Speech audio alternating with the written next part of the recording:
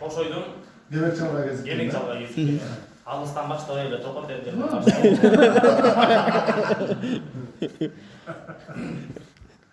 Abi. Cihangir Koca kan koşoyga gelip aylanayın avake. Ay sen hayranısından başla. Tokat vereceğim şey var başka. Başlayın yemek çalmaya gelmeyince önüne başlayın. Koşol dedim.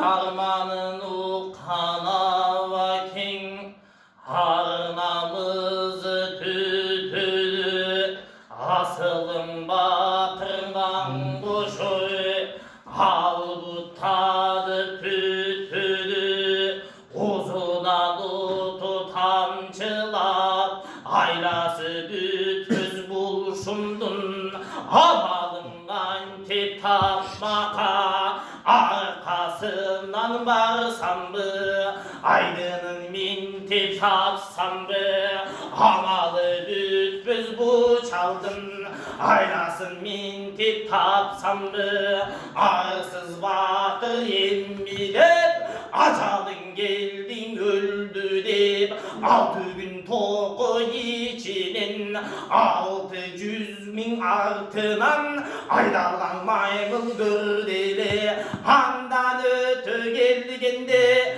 hava kengiz kan koşuy at üstünde çaykayım kılıçtay belli eğilip kırandığı bilinip iki gözlü dotçılık yendi gitti baykaza TTT görüngün gemlik çaldın arkaya başındaki can girdi birinden askan baltası bir başka çabay kaçı alından çıkan ayrası adam zattan başkası boynundaki çoğulu Tozgürlük baylangan kendi kendi candağı gengat kırçın caygaşkan öyle ağlay baykasa iki başlı ortozu adam zattan başka da yok.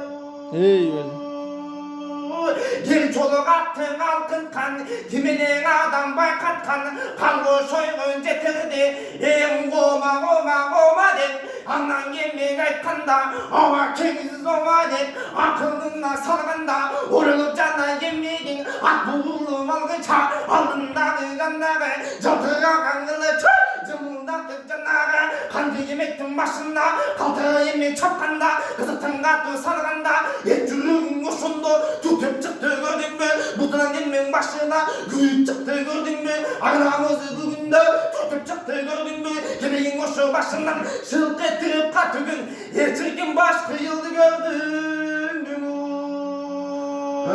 moynundağı butunla yemin koşu yalganda canağın can girdin canağa aytan gelin istedi bileri kevarmaka boşatılandan almaka 70 türlü tileken bırak peyzon kimdeydi adam zattay söyledim elin için narallat yendi girip bütpögün aklından salalbay boşuna boşu yolgu düştemigu Kemiktin bütü aylazı getirip kıldı baykaçı boşuna kızıktı adamlar tusalım tanı Oy azamat